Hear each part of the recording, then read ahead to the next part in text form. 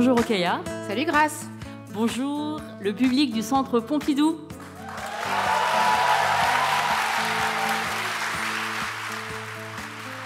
Et bonjour aussi aux personnes qui nous écoutent sur le live du Centre Pompidou. Nous enregistrons aujourd'hui ensemble un épisode de Kiffe ta race, le podcast qui saute à pieds joints dans les questions raciales en France, donc en direct de la scène du Centre Pompidou, dans le cadre du cycle Ouvrir la marche, 1983-2023, 40 ans de lutte contre le racisme. Et comme à notre habitude, nous allons explorer sans complexe les effets des inégalités raciales dans notre société, dans une perspective féministe, écologiste et égalitaire dans tous les sens du terme. Et aujourd'hui, plus particulièrement, le podcast est de retour sur scène pour fêter non seulement les 40 ans de la marche pour l'égalité et contre le racisme, mais aussi le 100e épisode de Kiffe ta race. Joyeux anniversaire, Kiffe ta race. Joyeux anniversaire!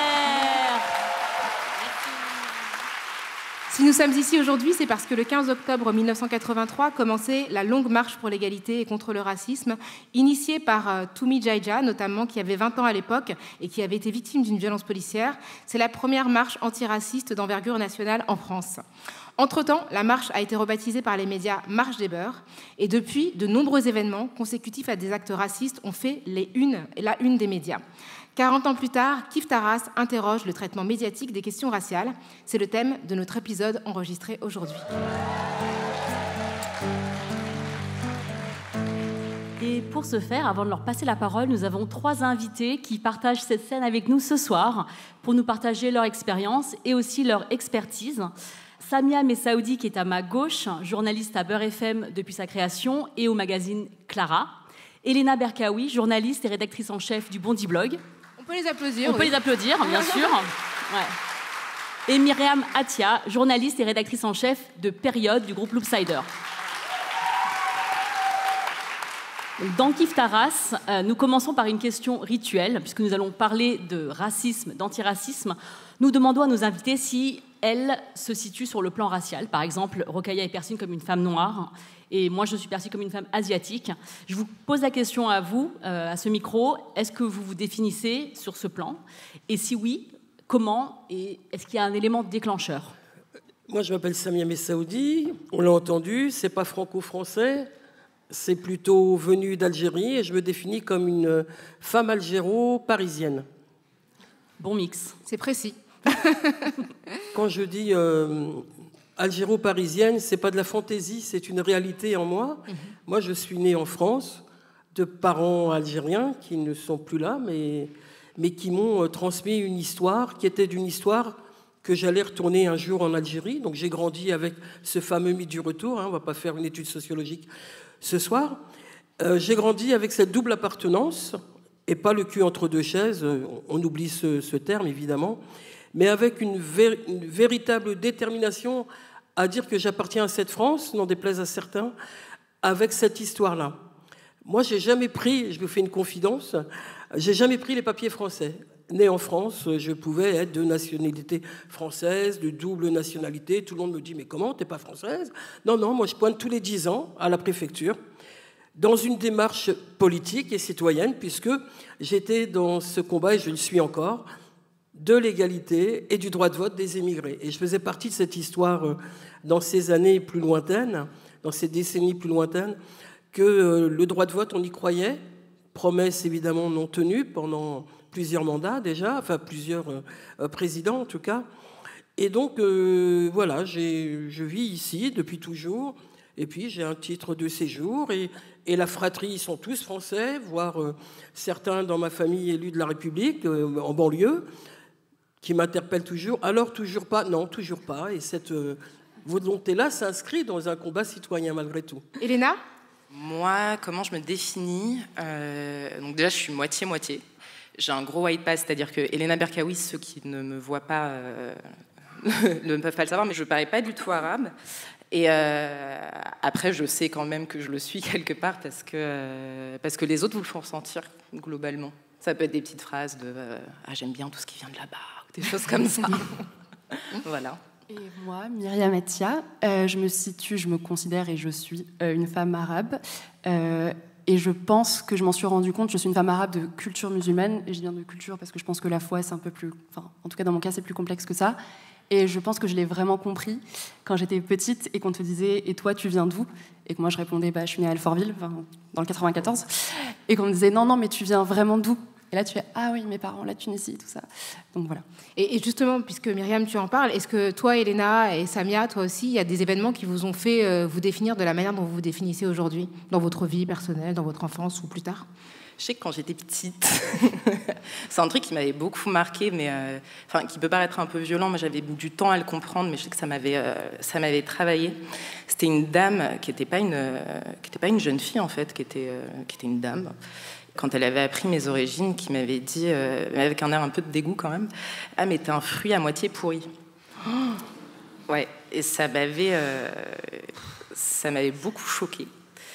Et ça m'était resté comme ça dans la tête, parce que j'étais petite, j'avais genre 7 ans, un truc comme ça, et j'étais en mode, mais qu'est-ce qu'elle veut dire, et tout ça. Ça, c'est un truc qui m'a beaucoup marqué aussi.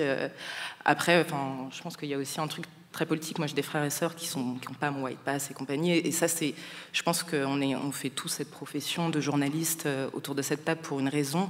Et le caractère inégalitaire de la manière dont on va être traité, que ce soit pour les contrôles aux faciès, cette réalité d'aller chercher un logement et d'être traité différemment en fonction du nom qu'on va avoir, toutes ces choses-là, en fait, qui paraissent invisibles à une partie de la population parce qu'ils ne les vivent pas. Ça, c'est un truc qui, tripale, c'est par là que ça vient. C'est un truc qui vraiment me tord. Et justement, c'est très rare en fait de voir des journalistes se positionner de cette manière-là, parce que souvent l'actualité est considérée comme ayant un traitement objectif et on ne sait pas vraiment qui l'a fait. Et les personnes qui la font ne se questionnent pas non seulement par rapport à leur biais et leur expérience, et c'est un peu pour ça qu'on vous a posé la question, parce que les médias généralistes ont tendance à parler des quartiers populaires uniquement en temps de crise, quand entre guillemets ça s'embrase, comme on a pu le voir l'été dernier. Vous êtes efforcés tout au long de votre carrière de le faire différemment, de manière quotidienne. On voit aussi que les terminologies ont adopté pendant ces décennies-là un langage raciste. Jacques Chirac avec le bruit et l'odeur en 1991, Nicolas Sarkozy, qui était à l'époque ministre de l'Intérieur, qui parlait nettoyer au Karcher ou débarrasser Argenteuil des racailles. Et puis on a aussi ces médias qui valident cette rhétorique raciste des politiques en parlant des rodéos, par exemple, dès les années 70-80, ou plus récemment en plongeant dans le piège qui leur a été tendu par le gouvernement avec la polémique sur l'abaya, alors que l'éducation nationale a bien d'autres choses à dire. Et on constate aussi une évolution des termes, de la terminologie qui désigne les personnes non blanches. On parle de beurre, c'est un mot qui a fait débat tout à l'heure, d'immigrés, de banlieues, de musulmans. Et tout ça, en fait, c'est des choses avec lesquelles vous avez eu dont vous avez eu à vous emparer dans vos propres termes. Alors nous, dans Kif Taras, on aime bien les points terminologiques. On va continuer à parler terminologie parce que, justement, lorsque Libération et les autres médias rebaptisent la marche pour l'égalité et contre le racisme, la marche des beurs, il y a quelque chose qui se passe aussi à ce moment-là. Et moi, je suis très émue d'écouter les personnes parler, notamment par rapport au mot beurre, parce que moi, je suis d'un moment où les gens ne disaient plus beurre. C'était un mot qui n'était plus utilisé. Pourtant, il y a eu Black Blamber. Moi, c'était quand j'avais 20 ans à cette époque-là où on disait les Black Blamber. En plus, j'étais exclue de ce triptyque. Donc, j'avais le seum, comme on dit aujourd'hui. Mais de toute façon, j'entendais plus ce mot beurre. Et donc, je voulais te poser la question, Samia. Parce que j'ai entendu donc, depuis le début de cet événement que, évidemment, ce mot, c'était une autodétermination. C'était des personnes qui l'utilisaient. Il n'y a pas de consensus, en fait. Il y a des personnes qui ne l'utilisaient pas, d'autres qui l'utilisaient tout à l'heure. Sally Camara, dans la table ronde précédente, disait « Oh, je l'ai beaucoup utilisé dans le 93 ». Et aussi avec les membres de l'association Nouvelle Génération Immigrée à NGI. Est-ce que toi, c'était un terme dans lequel tu t'es reconnu ? Ça, le mot beurre est un terme, Sally Camara l'a rappelé aussi tout à l'heure, c'était le verlan, donc c'était le langage, on ne disait pas à l'époque les quartiers populaires, mais de la banlieue, où on se parlait, on s'interpellait en verlan, et quand en 81, il y a eu cet élan de la vie associative, de la presse, des radios libres, etc., on l'a rappelé aussi, il y a eu Sans Frontières, il y a eu des radios, dont Radio, et comment allait s'appeler cette radio ? Moi, je ne suis pas à l'origine de la radio, je suis arrivé quelques mois après, mais moi, ça me parlait bien, Radio Beurre. Je me disais, enfin, une radio qui va raconter notre histoire, une histoire singulière dans la société française, et qui était loin d'être une radio communautariste, D'abord, elle était inscrite dans l'histoire des radios libres qui s'organisaient en association, comme une radio généraliste, avec une singularité. Toutes les émissions, encore aujourd'hui d'ailleurs, où je commets une émission hebdomadaire, toutes les émissions sont en français. Il n'y a pas d'émission en langue d'origine. Après, il y a des émissions sur des questions internationales, mais il n'y a pas de... Et donc, d'hier à aujourd'hui, ça s'est appelé Radio Beurre Associative. Elle a évolué, donc elle est devenue Beurre FM, puisqu'elle atteint maintenant un réseau national. C'est devenu une radio commerciale. C'est devenu une radio commerciale, en fait, à partir de Beurre FM, c'est ça? C'est transformé en société, c'est ça? Après, Radio Beurre, c'était une association, et Beurre FM, c'était une entreprise. C'est une entreprise, voilà. Après, c'est devenu une société, effectivement. Avec, effectivement, des entrées publicitaires, mais avec des émissions auxquelles moi je suis attaché, et qui sont l'expression des quartiers populaires. Moi, j'anime des émissions tous les dimanches matins, de 9h à 10h. Vous pouvez les retrouver en podcast. Et qui sont des émissions qui, déjà à l'époque, donnaient la parole au quartier. 9h, 10h, Voix au chapitre avec Samia Messaoudi sur Beurre FM. Radio Beurre, au moment de la marche pour l'égalité et contre le racisme, on faisait tous les jours des inserts avec les marcheurs, avec les organisateurs qui accueillaient la marche dans les régions. Moi, j'ai un souvenir d'avoir rencontré la marche pour l'égalité. En été 83, j'avais rencontré Toumi Djaïdja et Christian Delorme, qui étaient venus à Paris, à Ménilmontant, qui souhaitaient rencontrer des associations, la radio, et nous étions de la radio à voir comment on allait construire et prendre aussi la marche comme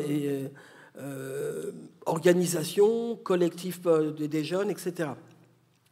Donc moi, le mot beurre d'hier à aujourd'hui, il est dans un vocabulaire, certes, vous l'avez souligné, moins entendu maintenant, et il était très parisien d'ailleurs. Il est parisien, région parisienne. Quand je dis beurre à Marseille, on dit non. Quand je dis beurre à Lyon, on dit non. On a ce qu'il faut comme vocable. Mais c'est vrai, c'était très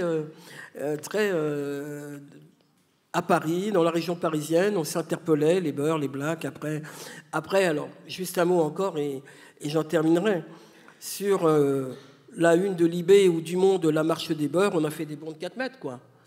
Et encore aujourd'hui, quand je parle de la marche pour l'égalité, les qui entendent « Ah, la marche des beurres, non, la marche pour l'égalité ou contre le racisme. » Non, mais c'est pareil. Mais non, c'est pas pareil. Les mots sont égalité et contre le racisme. Et moi, je me fais fort tout le temps de rappeler qu'elle ne s'appelait pas la marche des beurres depuis toujours. Alors, je rebondis juste sur ce que tu viens de dire, Samia, pour rappeler que Radio Beurre a été fondée en 81 par Kaïssa Titous, qui la préside au moment de la marche pour l'égalité et contre le racisme, aux côtés de Salika Amara, Ammar Ben Nasser, Dalila Ben Nasser, Nasser Ketan, Hamid Houchen, et tu les rejoins ensuite en décembre. Et tu as aussi cité Sans Frontières, qui était un journal hebdomadaire qui portait la parole des immigrés et qui témoigne de la mémoire des luttes, lancé en mars 1979. Et on salue aussi le travail de l'agence Immédia, agence pour l'immigration et les cultures urbaines, créée en 1983, qui dispose d'une chaîne YouTube avec des contenus très intéressants, encore à ce jour. Voilà, et qui a été notamment fondée par Mogdis Abdallah, qu'on aurait voulu avoir autour de la table, mais qui n'était pas disponible.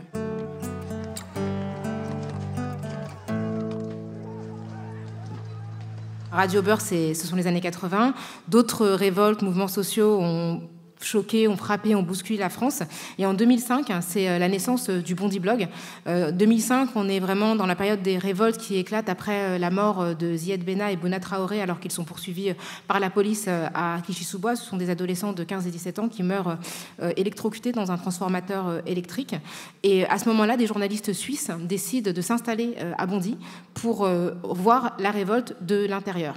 Donc ce qui est intéressant, c'est qu'à la fois, ce sont des journalistes qui viennent de l'extérieur de la France, qui décident d'observer les révoltes.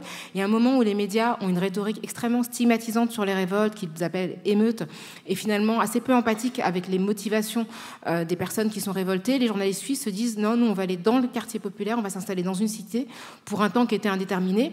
Et 18 ans plus tard, le Bondi Blog existe toujours, et tu en es aujourd'hui la rédactrice en chef, Elena. Est-ce que tu peux nous raconter à la fois cette genèse et comment le Bondi Blog a couvert à l'époque ces révoltes par rapport aux médias traditionnels? Donc là, l'histoire est très bien relatée, effectivement. Merci. Et c'est important de souligner que ce n'est pas des journalistes français qui se sont prêtés à cet exercice-là. Donc en fait, progressivement, les journalistes en question vont partir et le Bondi Blog va être géré par plusieurs personnes, Mohamed Hamidi, Nordine Nabili, qui a très longtemps été le directeur du Bondi Blog. Et le Bondi Blog, ça va devenir en fait un espace assez particulier où l'information est faite par des jeunes de quartiers populaires, le micro va se retourner en réalité. Il va venir de l'intérieur, de l'intérieur de ces quartiers. Et ça, c'est intéressant et c'est très puissant en fait de pouvoir redonner en fait le contrôle du récit de nos vies, de nos quartiers, de pouvoir raconter autre chose et parfois des choses qui peuvent paraître complètement banales en fait. On parlait en coulisses tout à l'heure de la non-transmission des langues d'origine. C'est pas un sujet qu'on retrouve dans des rédactions qui sont mainstream entre guillemets où il y a un manque de diversité parce que c'est pas un sujet pour d'autres. Au Bondi Blog, c'en est un et on voit que ça a une résonance. Et donc le Bondi Blog à partir de là va continuer. En fait, c'est une rédaction qui a la particularité d'être une rédaction ouverte, donc où il n'y a pas la nécessité d'être un journaliste professionnel avec un CV, une carte de presse pour venir écrire au Bondi Blog. Donc on a des profils qui sont très variés et c'est vraiment la richesse de ce média, c'est de dire en fait ces récits-là sont importants, ils comptent. On va imposer en fait on va aussi avoir la liberté éditoriale de faire des papiers au jeu, ce qui aujourd'hui se fait en fait, les podcasts de l'intime, on va se raconter d'autres histoires, inscrire d'autres narratifs. Ça va être important. Et pour la question qui est relative aux révoltes urbaines, nous d'ailleurs on tient à garder l'emploi de cette formule révolte urbaine parce que émeute, et ça c'est des jeunes d'ailleurs qu'on a interrogés après la mort de Naël qui nous l'ont dit, qui nous disaient, mais en fait, qui eux-mêmes d'ailleurs étaient descendus dans les rues pour montrer leur mécontentement, on va dire, et on nie pas qu'il y a des violences, c'est pas la question, mais eux-mêmes disaient, mais en fait, les gilets jaunes aussi ont fait des violences. Il y a eu l'Arc de Triomphe quand même, c'était pas rien. C'était la République va tomber, et tout. Et on disait pas que c'était des émeutes. Pourquoi là ça devient des émeutes? Pourquoi là l'expression de la colère, aussi violente soit-elle, est complètement dépolitisée? Sachant qu'il faut bien comprendre aussi de pourquoi cette expression elle est là, en fait, parce qu'il n'y a pas d'autre canal de communication. Il n'y a pas de. On arrive aussi là avec. On a vu des très jeunes qui étaient. Enfin, finalement, il n'y avait personne entre eux et la police. Enfin, c'est un truc, même nous, ça nous a surpris. Il y a un truc qu'on ne voit pas les associations de moins en moins d'argent. La situation, en fait, elle ne s'est pas arrangée. Je pense que depuis 83, même si on veut aller jusque-là, la situation, elle ne s'est pas arrangée. En fait, dépolitiser cette colère-là, c'est pas possible. Nous, notre rôle à ce moment-là, effectivement, c'est tendre le micro, c'est tendre le micro à ces jeunes-là, c'est aussi tendre le micro à des mamans dont le parking du Lidl a été brûlé et où ça pose des questions dans le quartier. Voilà, il y a une médiathèque qui avait brûlé aussi, on avait fait des papiers là-dessus. C'est aussi raconter ce que ça brasse, en fait, comment ça fait réagir les gens, pas nier aussi certaines choses, hein, mais dire, en fait, il y a un moment, là, il y a quand même un gamin de 17 ans qui est mort et on peut pas passer comme ça a été fait médiatiquement, à les feux, les flammes, et en fait, on est face limite à des animaux, comme on disait à Alliance déjà. Le terme, il était incroyable. Des nuisibles. Ouais. Il faut se rendre compte de la violence de ce terme-là. Et même de la déshumanisation de gamins, en fait. Et l'affiliation historique avec quand même le nazisme, quoi. Les vermines, c'est vraiment la rhétorique antisémite classique. Et c'est la vermine, c'est ce qu'on élimine. Et on est aussi dans une question aussi de même le rapport qu'on a aux animaux. Enfin, il n'y a rien qui va dans cette phrase, quoi. Ouais, c'est ça. La solution, clairement, c'est ça. Exactement. Donc il y a un enjeu de reprendre cette parole, de la donner au maximum avec les moyens qu'on a, et on aimerait en avoir plus, parce qu'en face aussi, on parle de l'espace médiatique, on est aussi dans un espace médiatique où je me garderais bien de c'était mieux avant, parce que je pense que c'était pas mieux avant, mais je pense qu'aujourd'hui on a quelque chose de très cacophonique avec l'avènement des chaînes d'infos en continu, le fait qu'on est tous, même si on regarde pas des chaînes d'infos en continu, on les a tous dans nos réseaux sociaux. Après, on a tous ces phrases qui vont rejaillir, qu'on va entendre et qui vont en fait être des pics quotidiennes de stigmatisantes, de mots hyper violents. Là, on en a quand même un paquet. De l'antisémitisme couscous, des choses comme ça, des trucs en fait qui sont d'une violence incroyable en fait. Donc, c'est aussi important de permettre la réappropriation du récit, la réappropriation aussi de la fabrique de l'information. Merci beaucoup, Elena. On va faire aussi un saut dans le temps avec une évolution aussi des moyens techniques, parce que les médias évoluent avec notre société. Et toi, Myriam, tu travailles donc chez Période du groupe Loopsider, qui sont des médias digitaux. Donc Loopsider a été créé en 2018 et Période en 2019. Comment est-ce que, dans ce cadre, toi, ces questions de représentation, d'intersectionnalité, dans le choix des sujets, des personnes que vous interviewez, qu'est-ce que ça apporte, en fait, le fait que ce soit un média digital, et quel contexte est différent par rapport à Elena et à Samia qui nous ont présenté leur travail juste avant? C'est vrai que du coup, nous, Période et Loopsider, on est des médias beaucoup plus jeunes. Alors nous, au sein de la rédaction, donc au sein de l'équipe, quand on choisit les sujets, c'est vrai qu'on parle beaucoup de représentation. C'est-à-dire que Période, c'est un média féministe, mais c'est un média féministe qui a envie de parler de toutes les femmes. Et ça, c'est quelque chose d'assez récent, d'assez nouveau, de se dire qu'en fait, les discriminations, elles s'accumulent, et qu'en fait, c'est super qu'on puisse parler de féminisme, mais il y a aussi une double peine subie par les femmes racisées. Donc, notamment, à Période, on aime bien se demander qui est-ce qu'on va interroger.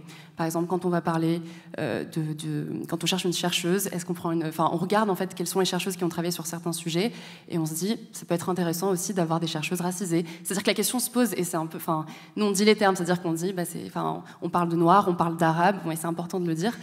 Et c'est aussi se dire que les femmes aujourd'hui, les femmes racisées, elles subissent les mêmes discriminations que les femmes, mais il y a une double peine qui est qu'aujourd'hui les médias, la parole, quand elles recueillent la parole des femmes racisées, il y a un intérêt derrière. Et un intérêt qui est totalement... on est dans un espace médiatique d'extrême droite, c'est terrible d'utiliser cette parole-là. Et donc, pour prendre des exemples très concrets, nous, on parle de violences sexistes et sexuelles, beaucoup. Et moi, j'ai rencontré beaucoup de femmes noires, de femmes arabes, musulmanes, qui disent, en fait, j'ai envie de parler de ce que j'ai vécu, des agressions sexuelles dont j'ai été victime. Mais en fait, moi, si j'en parle, et lors du procès de mon agresseur, en fait, c'est pas le procès du viol, c'est le procès de mon agresseur parce qu'il est de telle ou telle communauté. Et du coup, on va encore plus taper sur les Arabes, on va encore plus taper sur les Noirs. Donc ces femmes-là, elles se disent comment aujourd'hui je fais pour en fait partager mon vécu et dire qu'en fait non, c'est très grave ce que j'ai vécu. Et en même temps, j'ai pas envie de taper sur ma communauté parce que les médias mainstream, les médias, on va dire de masse, la télé, ils le font déjà toute la journée. Donc c'est pour ça que c'est aussi important d'avoir des rédactions où nous, on se pose ces questions-là. Pourquoi est-ce qu'on recueille cette parole-là? Pourquoi nous, est-ce qu'on allait interroger cette femme? On lui explique, on lui dit, nous, c'est pas pour taper. On va même pas demander, en fait, on s'intéresse pas à de quelle origine est ton agresseur. C'est pas ça la question, c'est plutôt de dire que toi, en tant que femme racisée, quand on est victime d'une agression sexuelle, il y a une double peine. Et c'est aussi, je trouve, tout un travail après l'interview sur la modération aussi des commentaires. Donc ça, c'est en lien avec la question du média digital. Quand on interviewe une personne racisée, il y a aussi un travail, je trouve, de modération. Alors il faut savoir qu'il y a des médias qui gardent certains commentaires parce que ça permet de faire remonter l'algorithme. Mais en fait, il y a aussi cette personne, on la respecte, on l'a interviewée, elle est venue témoigner de quelque chose de très intime et de très violent. Si ensuite, dans les commentaires, elle se prend une horde de fachos et de racistes, en fait, c'est de notre devoir de modérer. Donc sur la question du média digital, nous, on a aussi une responsabilité et on a un public très très jeune. Période, c'est des 15-25 ans, donc c'est assez jeune. Et je trouve que ce qui est intéressant, un peu comme toi au Bondi Blog, c'est qu'on discute beaucoup avec notre communauté. C'est-à-dire que moi, je lis les DM qu'on reçoit, j'apprends énormément, j'apprends tous les jours des choses, je me dis, ah oui, c'est vrai que ce terme-là, on peut peut-être plutôt utiliser celui-là. C'est même pas se dire qu'on fait tout ce que notre communauté nous dit, mais c'est aussi de se dire qu'on est humble et qu'on ne sait pas tout, et que parfois, moi, j'évoque certains sujets dans certains pays que je connais moins bien, mais en fait, oui, c'est intéressant de savoir ce qu'en pensent les personnes concernées. Donc c'est un petit peu en décalé, parce qu'on parle plus de féminisme, mais c'est des questions qu'on traite au quotidien, et le côté réseaux sociaux fait que, je pense qu'on a une responsabilité aujourd'hui, parce que les gens qui nous regardent sont très très jeunes, et donc il faut dire les termes, il faut dire noir, il faut dire arabe, et se demander pourquoi on interroge les gens, et surtout pas les utiliser. Tu l'as dit tout à l'heure, Samia, Radio Beurre a accompagné la marche de 1983. Et dans un entretien que tu as donné à Mustapha Arzoun en 2013 dans la publication Hommes et Migration, tu disais, à l'antenne, nous parlions tous les jours de la marche. Radio Beurre était une radio associative. Le micro était ouvert quasi en permanence aux éditeurs. Et quand on ne parlait pas directement de la marche, il y avait tous les jours des débats autour de l'immigration, de l'orientation professionnelle, des jeunes, de la vie des quartiers, du racisme. Tout était prétexte pour parler de la marche. Donc c'est un point de vue intéressant parce qu'en fait, il dépasse déplace la focale sur justement les personnes qui sont en train de se mobiliser contre le racisme, et c'est pas une vision extérieure comme ont pu l'adopter les médias mainstream. Donc est-ce que tu peux et peut-être toutes les trois, vous pouvez nous parler de la manière dont on se positionne, puisque vous avez successivement couvert des moments de révolte sociale, ou en tout cas de mobilisation sociale contre le racisme, la marche de 83, les révoltes de 2005 et puis plus récemment les révoltes de l'été 2023. Comment vous vous positionnez pour faire un pas de côté et offrir à vos lecteurs, lectrices ou auditeurs, auditrices un regard différent et donner de l'écho à des voix qui ne sont pas celles qu'on entend le plus? Juste qu'en vous écoutant toutes les deux, je pense que, et la radio, m'y ajoutant, on est des radios, on est des médias de proximité. On est des médias qui racontons l'histoire sociale, qui donnons en tout cas à entendre l'histoire réelle de ce que vivent nos auditeurs, nos auditrices. Moi, pendant des années à la radio, je donnais la parole aux auditeurs et aux auditrices pour tel ou tel sujet. Il y avait des sujets sur, dans les années 83, 81, c'était des problèmes de jeunes filles. Hein. Il y avait Saleha Amara tout à l'heure qui... J'ai pris la rencontre en cours de route, mais son association était forte de ce combat-là. Des jeunes filles issues de l'immigration, fugueuses, fuyant un mariage forcé. Enfin, il y avait tout ce quotidien. Il y avait des jeunes qui étaient en marge de collège, de lycée. Moi, je faisais des émissions avec des gens qui étaient responsables de l'orientation. Et je donnais la parole aux auditeurs. Et une belle histoire me revient. Un jour, il y a un père qui téléphone. Et il dit, moi, mon fils, il veut rien faire. Hein. Il veut pas aller à l'école. Il n'y a que sa mobilette et ses copains en bas de la cité. Alors, je ne sais pas quoi faire. Alors, l'animateur du centre d'orientation intervient, lui dit, mais qu'est-ce qui l'intéresse? Ah, il n'y a que la mécanique qui l'intéresse, sa moto et ses copains, c'est tout. Et à ce moment-là, moi, je lui dis, mais votre fils, il pourrait téléphoner. Il faut qu'il appelle Beurre FM. On va lui donner des conseils, etc. Bon. Et je vous assure que c'est vrai. Hein. On prend d'autres auditeurs, une pause musicale, etc. Et le jeune, il appelle. Ouais, mon père, il m'a dit d'appeler parce que vous pouvez... Mais on n'en revenait pas. C'est une anecdote qui fait sourire, mais c'était ça, la radio. Tout au début, c'était être à l'écoute des jeunes, de la vie associative, de tout ce qui se passait dans les quartiers. Et puis après, petit à petit, on est venu à ce qu'on a souligné tout à l'heure. C'est-à-dire que les violences policières, les dénonciations des injustices, du contrôle faciès, etc. Et des difficultés de trouver un emploi, des difficultés de trouver un logement, etc. On n'a pas fait que ça, hein. On n'est pas une radio dite pour défendre, etc. On est une radio où on avait envie de donner la parole à cette expression des quartiers. Est-ce que, parfois, vous n'avez pas eu la volonté même de faire plus que donner la parole, c'est-à-dire participer vraiment au mouvement, comme ça a pu être le cas de Sans Frontières, qu'on a évoqué tout à l'heure, qui vraiment a appelé à marcher, ou Radio Beurre, on sait que Kaïssa Titou, c'était à la fois fondatrice de Radio Beurre, mais aussi militante du mouvement, de ce mouvement-là, donc vraiment que le média soit partie prenante du mouvement, est-ce que c'est quelque chose aussi qui vous animait? Moi, ce qui nous semblait être important qu'on soit le média qui porte la marche pour l'égalité, c'est que nous, on ne pouvait pas faire un sujet 3 minutes. Hein. Nous, on allait en profondeur dans le sujet de la marche pour l'égalité. On invitait un certain nombre de parties prenantes. Moi, je me souviens, il y avait des réunions quand on organisait le collectif Jeune à Paris, j'en faisais partie. Il y avait des associations de Mantes-la-Jolie, de Bondy, de Levallois, de Clichy, etc. Donc les jeunes... ou des moins jeunes aussi d'ailleurs, venaient en plateau à la radio et puis disaient un peu comment ça se passait dans leur quartier et comment c'était important cette marche pour l'égalité, pour la soutenir. Ils allaient au relais de Ménilmontant chercher les affiches. Donc on a été comme ça, à la fois le témoin et le cœur dans ce collectif aussi à la radio pour que les jeunes se mobilisent pour que ça soit ce que fut le succès de la marche, les 5000 personnes. Mais après la marche, il a fallu continuer. On n'a pas fait... La radio n'était pas que l'histoire de la marche. Voilà, 40 ans après, on est autour de cette table, il y a une salle comble pour dire où on en est aujourd'hui. Et là deviennent effectivement les interrogations de ce qui ne va pas ou ce qui a tenté d'aller dans ces 40 années. Tu viens de parler de effectivement le mois de juin 2023. juin 2023, des années avant d'autres émeutes, hein, comme disait Martin Luther King, hein, l'émeute est la parole de ceux qu'on n'entend pas. Donc, à un moment donné, quand on laisse à l'abandon des quartiers, les quartiers se bougent, et puis nous, on ouvre les micros, puis on dit qu'est-ce qui s'est passé. Moi, j'ai fait des émissions en juin, où on donnait la parole aux auditeurs, aux auditrices, pour dire et dans votre quartier, comment ça s'est passé. Puis on a entendu les violences, et on a pris du temps pour les entendre. On n'a pas fait un sujet sensationnel, alors que d'autres médias, pour le coup, nous appelaient pour dire, vous connaissez pas des jeunes à trifouiller les oies, pour pas nommer de ville, qui pourraient venir témoigner? Non, on n'en connaît pas. Allez dans les quartiers, puis vous allez les connaître. Puis allez dans les quartiers, puis vous allez trouver une jeune fille qui est voilée, et pourquoi? Puis allez dans les quartiers, vous allez parler de la Baïa. Nous, on a été comme ça, une pompe pour donner du sensationnel à d'autres médias, et ça, c'était insupportable. Alors avant que tu répondes à la question par rapport au Bondi Blog, Elena, j'aimerais qu'on écoute un petit son. Est-ce que Winamax va rembourser les darons des jeunes endettés par les paris sportifs? Ou est-ce que BetClick va payer l'addition des pertes parfois colossales liées aux dépendances de certains joueurs? Tu veux rentrer dans le game? Vivre vraiment le match? Quoi, tu doutes? Et surtout, pourquoi est-ce que ces sites ont parfois tendance à bloquer les comptes des joueurs qui gagnent un peu trop d'argent? Alors, c'était une enquête de Latifa Wilqueer pour le Bondi Blog en 2021, intitulée « Les ravages des paris sportifs dans les quartiers ». J'aimerais que tu nous en parles, parce que je pense que ça représente le pas de côté que fait le Bondi Blog, la question que te posait Rokhaya. Et je voudrais aussi citer comme dossier emblématique l'affaire du bar PMU de Sevran en 2016. Dans cette banlieue parisienne, nous suivons 2 militantes de la Brigade des Mères.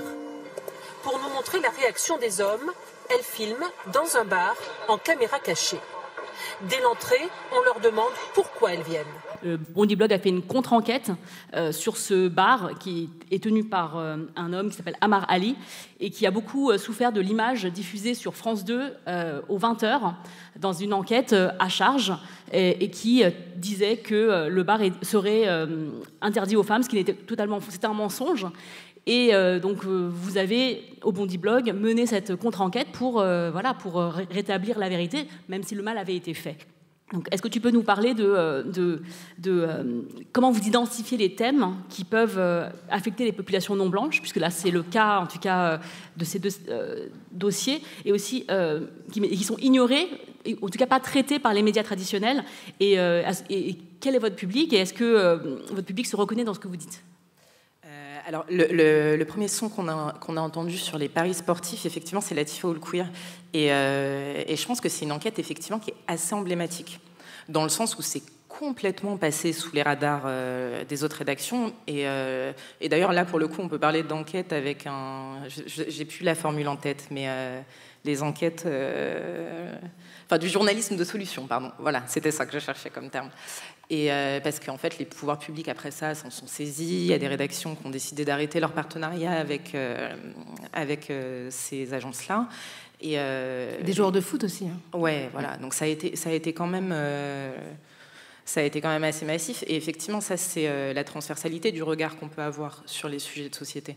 Voilà, il y a des sujets qui peuvent paraître complètement légers ou qui n'intéressent pas, on va dire, et ça montre aussi parfois le manque de diversité qu'il y a dans certaines rédactions. C'est-à-dire que nous, ça touchait des gens qu'on connaissait, on a bondi à des bars. Voilà, je pense que de ce point de vue-là, on a un regard qui est particulier.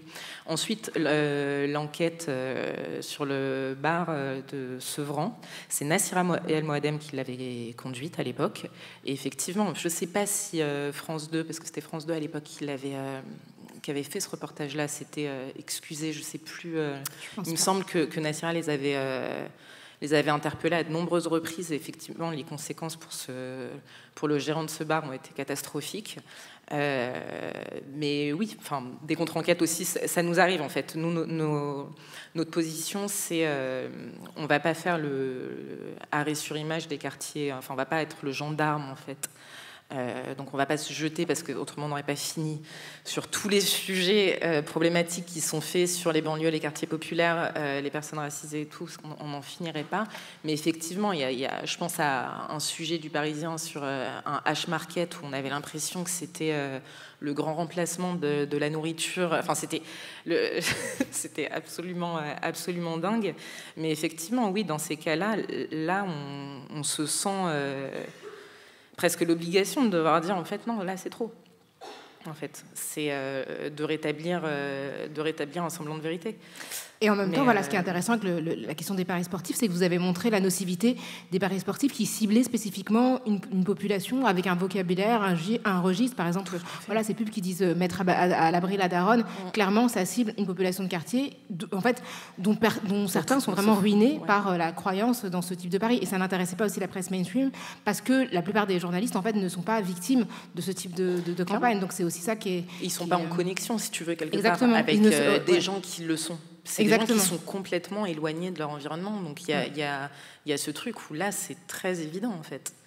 Et il y a d'autres... effectivement, donc il y a ce journaliste qui rend compte d'actualités qui n'ont pas d'écho dans les grands médias. Mais il y a aussi une autre forme de journalisme qu'a pu pratiquer Loopsider, qui est plus un journalisme de lanceur d'alerte. Donc je vous propose qu'on écoute un deuxième son. 20 minutes. 20 minutes de tabassage en règle d'une violence inouïe. Le document qui va suivre est saisissant. Il montre Michel, un producteur de musique parisien, à la tête de Black Hole Studio, roué de coups par 3 policiers, simplement parce qu'il ne portait pas son masque. Les agents, accusés d'avoir tenu de nombreux propos racistes, s'en sont également pris à 9 jeunes artistes, eux aussi présents dans les studios d'enregistrement. Alors là, c'est un reportage de novembre 2020 qui est réalisé par David Perrotin pour Loopsider, et ça a été la révélation nationale d'un acte raciste qui fera l'objet d'une grande attention, y compris politique. À l'époque, c'est l'affaire Michel Zecler, donc ce producteur de musique noir qui est violenté par la police parce qu'il ne portait pas de masque. Et Loopsider est le premier média à traiter le sujet, et ça devient effectivement, parce qu'il y a une version qui est diffusée par la police qui prétend que Michel Zecler a été violent, et en fait on se rend compte, du fait des caméras qui sont dans son studio, qu'il a été brutalisé et qu'il a fait l'objet d'un rapport policier complètement mensonger. Donc là, on a vraiment le rôle d'un média qui diffuse une vidéo uniquement sur Internet qui devient virale et qui force tous les médias à traiter cette actualité. Et en plus, on est vraiment dans les quelques mois qui suivent le renouveau du mouvement Black Lives Matter, puisqu'on est quelques mois après le meurtre de George Floyd. Est-ce que vous pouvez nous reparler de ce dossier et de comment Loopsider identifie cette question, comment vous décidez d'en parler, et est-ce que vous imaginez les retombées de ce dossier à ce moment-là? Donc là, le son qu'on a entendu, c'est l'enquête de David Perrotin, qui était journaliste à l'époque à Loopsider. Comment est-ce qu'il a obtenu l'enregistrement? Je ne vais pas parler à sa place, mais il était en contact donc avec le producteur Michel Zecler, qui tout de suite, en fait, ils comprennent très vite à la rédaction à l'époque que c'est un sujet très très grave, et qu'en effet, ce qu'ils ont entre les mains et ce document doit être diffusé. Mais c'est aussi, pour rebondir sur ce que tu disais, c'est se rendre compte qu'aujourd'hui, le rôle qu'ont à jouer les médias en ligne, c'est-à-dire que sans ces images-là, on ne croit pas Michel Zecler, on ne croit pas...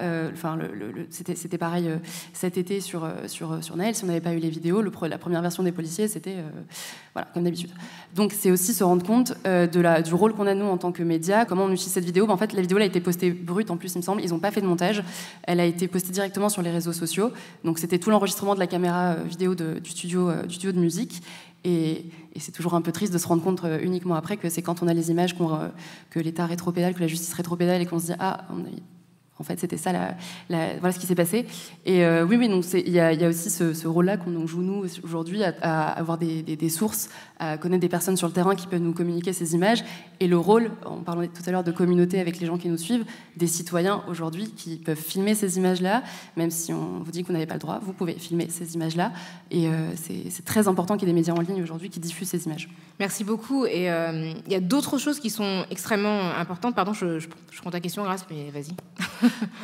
Moi, il y a plein de questions que j'aimerais vous poser à toutes les trois, parce que je pense que votre expérience professionnelle vous permet vraiment d'avoir une vision très précise. On a parlé d'un espèce de catalogue de problèmes que nous rencontrons dans les médias et en tant que citoyens. Et donc, il y a plein de choses qui me viennent à l'esprit. Par exemple, déjà, je veux qu'on parle de la formation. antiraciste des journalistes. Parce que je pense que c'est une chose qui est nécessaire. Et vous, au Bondi Blog, vous avez une école de préparation à l'école de journalisme. Vous avez donc formé aussi des personnes à ce travail-là. Donc, quel est l'état des lieux aujourd'hui de cette formation antiraciste et comment est-ce qu'elle pourrait être plus diffuse et dans cette formation, j'aimerais aussi qu'on soulève 2 questions comme ça. Je vous les pose et après vous les traitez si vous le souhaitez. Il y a la question de comment on nomme les experts, puisque... je retombe toujours sur cette idée que tout d'un coup, Rokhaya, il y a marqué militante antiraciste sous son nom à la télé, et je me dis, ok, donc c'est un job, ça la paye, parce que moi j'aimerais bien avoir le même job qu'elle. Et effectivement, il y a toujours il y a des gens qui sont polémistes, qui sont politologues, et après il y a militante, qui serait un espèce de fourre-tout. Et il n'y a rien de mal à être militante, c'est pas ce que je veux dire, mais c'est qu'en fait, ce terme-là, dans les médias, ça a pour conséquence de disqualifier en fait la parole de cette personne-là, de dire elle est complètement subjective, hein, et ce qu'elle dit de toute façon, c'est orienté puisqu'elle a un agenda. Et aussi, ça pose la question de ce terme tout à l'heure, la différence entre un média généraliste et un média communautaire. Je pense que c'est aussi quelque chose qu'on dit souvent, c'est un média communautaire, c'est un peu quelque chose c'est un peu sale. Alors qu'en fait, sans nos médias communautaires, les médias qui concernent nos communautés et qui traitent des sujets qui nous intéressent, en fait, il n'y a pas de news qui serait personne. Enfin, le mot généraliste, c'est un peu comme la neutralité en journalisme ou l'objectivité. L'universalisme. C'est la France, c'est voilà, la française. Et ça pose cette question du choix des images pour illustrer aussi les sujets. Donc, est-ce qu'on montre des images de violence? Bien sûr qu'il faut faire la preuve de la violence, mais est-ce que le fait de montrer des images de violence de choses qui existent, dont on sait qu'elles existent, est-ce que ça ne contribue pas à autre chose? Alors, je pense que tu parlais de la prépa du Bondi Blog, où on prépare... En fait, on a une prépa d'accès aux grandes écoles de journalisme qui a 15 ans aujourd'hui. Donc, c'est une prépa en partenariat avec l'ESJ Lille. Et l'idée, en fait, c'est de prendre des jeunes qui sont éloignés pour des questions, pour diverses questions, principalement aussi pour des questions financières, parce que l'accès aux écoles de journalisme est payant et très cher. Donc en fait, on sélectionne et on accompagne des jeunes pour qu'ils passent ces concours, pour qu'ils les réussissent souvent, on espère. Et ça fait partie en fait de la formation qu'on fait. Et il y a beaucoup de gens qui sont passés par le Bondi Blog, qu'on retrouve aujourd'hui dans pas mal de rédactions, à Mediapart, à France Télévisions, à Libération. Et c'est important parce qu'une partie de la solution, c'est effectivement qu'il y ait une diversification, enfin que les rédactions soient plurielles, qu'elles représentent la société. Et aujourd'hui, c'est pas encore ça. Et même, il y a beaucoup de rédactions qui ne se posent pas la question, ou qui se posent la question, mais seulement ponctuellement. Donc ça, c'est une question. Je pense qu'on peut saluer la création de l'AJAR, donc l'association des journalistes antiracisés. Antiracisés. Ce sont des longs applaudissements, mais ils les méritent. Ouais, d'ailleurs, ils vont contribuer à nous aider à monter ces différentes tables rondes, donc on les remercie doublement. Voilà. Mais donc c'est une association qui est assez jeune, qui est assez neuve, on peut le dire. Elle a 1 an, si je dis pas de bêtises, mais qui pose en fait cette question-là, qui dit en fait dans les rédactions, c'est quoi vos solutions? Parce que souvent, et nous on le voit, parce qu'il y a des gens qui viennent vers nous, soit pour avoir des fixeurs très clairement, comme tu racontes, soit en disant vous n'avez pas un alternant, et souvent c'est des contrats quand même assez précaires qu'ils nous proposent, donc on est un peu en mode vous cherchez pas les CDI par hasard. Donc nous on veut bien faire des PASD, mais pour des jobs précaires c'est un peu compliqué. Il y a la question de qui on fait rentrer dans les écoles de journalisme, parce que les écoles de journalisme, et on le voit aujourd'hui encore, ne prennent pas en compte ces critères-là, pas suffisamment. Pas encore suffisamment. Il y a la question du recrutement, et derrière, je pense qu'il y a une question qui est aussi fondamentale et qu'il faudrait vraiment que les rédactions se penchent là-dessus, c'est comment est-ce qu'on évolue dans une entreprise quand on est non-blanc, en fait. Parce que c'est exactement la même question que quand on est une femme. On sait qu'il y a des écarts de salaire, on sait qu'il y a tout ça. Et en fait, qu'est-ce qui se passe à ce moment-là? Est-ce qu'il y a des audits qui sont faits? Est-ce qu'on voit l'évolution de carrière? Parce qu'aujourd'hui, par exemple, tout à l'heure, je me reprends un peu, mais tout à l'heure, je disais, oui, nous, on fait des enquêtes sur les paris sportifs parce qu'on a une vision qui est plus... parce qu'on connaît des gens de quartier et compagnie. Mais je pense qu'en fait, dans les rédactions, il y a des gens qui connaissent des gens de quartier, qui sont endettés et compagnie. Mais est-ce qu'ils se sentent légitimes pour proposer des enquêtes de ce genre-là? Et est-ce que s'ils vont proposer des enquêtes de ce genre-là, on va les écouter, on va leur dire « Ah tiens, c'est une bonne idée. S'il est en alternance, s'il est dans un contrat précaire, est-ce que ça va fonctionner ?» En fait, c'est aussi ça la question. C'est si vous avez de la diversité dans votre rédaction, où sont-ils? Les femmes, par exemple, on le voit sur la question des femmes, je vous laisse regarder les ours, les organigrammes des rédactions, regardez qui est à la tête, il y a beaucoup de femmes dans le journalisme, parce que c'est un métier précarisé, je vous laisse regarder la tête des organigrammes, qui est à la tête? Souvent, c'est des bonhommes. Donc, il y a aussi ces questions-là, en fait. Et l'AJAR a le mérite d'exister sur plein de sujets, sur la veille médiatique. Je fais une promo d'enfer. Sur la veille médiatique qu'ils font, parce qu'ils se tapent vraiment tous les trucs de fafounet sur les plateaux télé et tout, mais aussi sur ces questions-là, pour aller bousculer les rédactions, en fait. Mais justement, puisqu'on parle de veille médiatique et du fait d'entendre encore et encore des propos, notamment racistes, je trouve qu'il y a une question qui est importante, c'est la question de notre santé mentale. C'est-à-dire que quand on est soi-même une personne potentiellement victime de racisme et qu'on évoque les questions raciales et qu'on est exposé à des images de brutalité policière comme ce qu'a vécu Michel Zecler, ou que soi-même on va chercher ces sujets-là, qu'on va faire de la veille, qu'on va interpeller sa propre rédaction sur des sujets qui nous affectent directement et qu'on va être exposé en retour au mépris, non seulement à l'intérieur de sa rédaction, mais aussi au cyberharcèlement sur les réseaux. Comment tient l'équilibre, en fait? Comment vous vous protégez? Est-ce que vous avez des dispositifs internes? Est-ce que vous avez aussi des trucs personnels pour ne pas sombrer? Parce que c'est très, très difficile. Par exemple, toi, Samia, ça fait 40 ans que tu es sur ces sujets, le nez dedans. En tant que journaliste, est-ce que c'est pas désespérant parfois de se dire ça fait 40 ans que je suis née dans le racisme et que je vois des gens témoigner encore et toujours des mêmes choses? Et toi-même, dans ton quotidien, je pense que tu es exposé à ça, ne serait-ce qu'en faisant la queue pour le renouvellement de ta carte de séjour. Enfin, je pense que tu vois des choses insupportable régulièrement, quoi.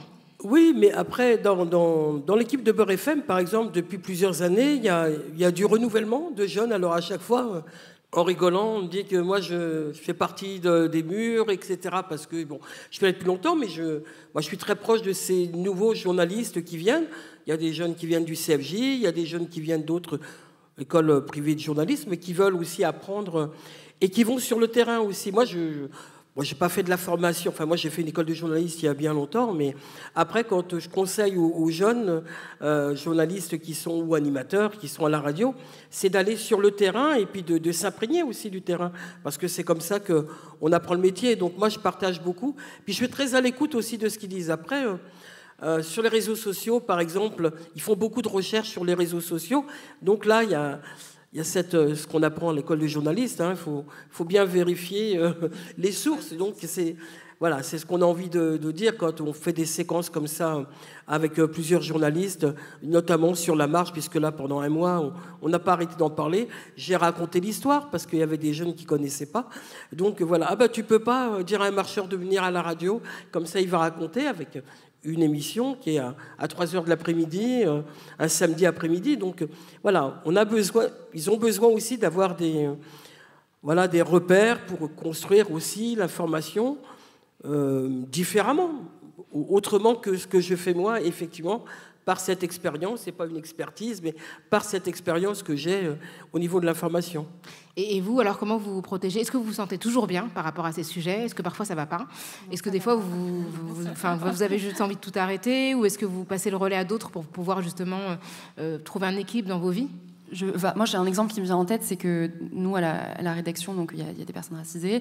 Comme tu disais, d'ailleurs, je voulais rebondir sur ça, d'ailleurs, quand tu disais la question ponctuelle de est-ce qu'on embauche une personne racisée, il faut aussi se dire que dans la tête du journaliste qui a été embauché, moi, ça peut être mon cas et ça peut être le cas de pas mal de mes collègues, on se demande si on n'a pas été embauché parce qu'on est racisé, et du coup, ça nous met dans un syndrome de l'imposteur, où pour ensuite aller proposer un sujet en conf de rédaction, on se dit, bon, déjà, c'est compliqué, alors quand on arrive dans une rédaction et qu'il y a de la diversité, on se sent... ça peut paraître bête, mais on se dit vraiment, est-ce que j'ai pas été juste, il y avait 2 CV, on m'a pris moi, donc en fait je suis pas légitime. Donc déjà on a ça en tête, et quand on traite l'actualité, c'est très violent, et je sais que nous, en tout cas à Période, ce qu'on fait, c'est qu'on a un groupe, un groupe informel, entre nous, entre les filles, et quand on parle, souvent on se demande comment on va. C'est-à-dire qu'après Naël, après l'Abaya, nous on était épuisés. C'est tout bête, mais nous, Naël, ça aurait pu être notre petit frère, ça aurait pu être notre cousin. Les images, c'est très violent. Et d'ailleurs, sur cette question de est-ce qu'on a besoin de montrer ces images, c'est regrettable qu'on soit obligé de le faire, parce qu'il y a aussi une question de dignité, en fait, et les corps racisés méritent tout aussi cette dignité. Et on ne devrait pas avoir besoin de montrer ces images pour que notre parole soit crue. Mais on se demande comment ça va, et parfois on se dit, tu sais quoi, cette semaine, moi en tout cas avec mon équipe, il y a des journalistes où je me dis, tu sais quoi, cette semaine, tu vas pas traiter cette actualité-là, parce qu'en fait, déjà, c'est lourd, et en plus, tu es plus ou moins concerné. Donc moi, ça me dérange pas si pendant 2 jours, en fait, on va faire une veille pour voir ce qui se passe d'autre. Et ça veut pas dire que t'es pas une bonne journaliste, c'est juste se rendre compte que les gens sont des humains, et qu'en fait, on passe notre journée à avoir des images hyper violentes. Donc si on peut avoir un peu de bienveillance entre nous et d'empathie, et de se dire, en fait, si cette fille dans mon équipe, l'histoire des abayas, ça l'a énormément touchée, parce qu'en fait, ça concerne des gens qu'elle connaît, c'est très violent. C'est pas grave si pendant 2 jours, en fait, on lui fait traiter un autre sujet. Et c'est aussi discuter, mais ça, c'est possible quand dans la rédaction, on est plusieurs. Si on est tout seul, ce qui va se passer, c'est qu'on va rien dire, et on va avoir à la fois la pression en plus de se dire, oh là là, c'est un moment d'actualité où on va m'attendre au tournant, parce qu'en plus, je suis racisée, donc comment moi, je vais traiter cette actualité-là. Donc, très important, je trouve, dans les rédactions, on peut le faire, de se demander, c'est super d'ailleurs que la JAR le fasse, mais de se demander comment tu vas, est-ce que, après Naël, après là, ce qui se passe à Gaza, nous, à Période, et ailleurs, c'est tout pareil, mais on se prend des raids de fachos toute la journée. Moi, il y a des moments, je rentre chez moi et c'est bof, quoi. Donc, c'est cool de pouvoir se demander comment on va, quoi. Juste sur la question des images qu'on montre, je signale qu'il y a des gens qui choisissent sur les réseaux sociaux, surtout lorsqu'il y a des violences qui causent la mort de quelqu'un, de publier une photo de cette personne dans son quotidien et qui ne sont pas des images de comment elle est venue à mourir. Et ça, je pense que c'est aussi quelque chose de très important qu'on voit maintenant. Je vous remercie toutes les 3 parce qu'on arrive à la fin de cet épisode et vous avez été formidables. Merci beaucoup. Merci. Merci.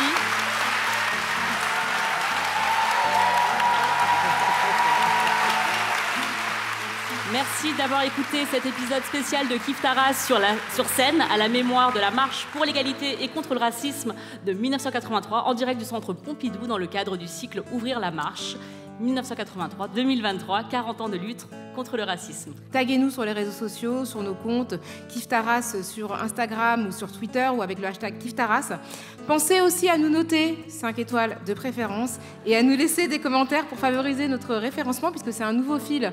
Donc réabonnez-vous si vous êtes abonné à l'ancien. Kif Taras est un podcast produit par Pseudo Radio aujourd'hui avec l'équipe du Centre Pompidou qui assure la prise de son. La réalisation est signée Taïsia Froidure.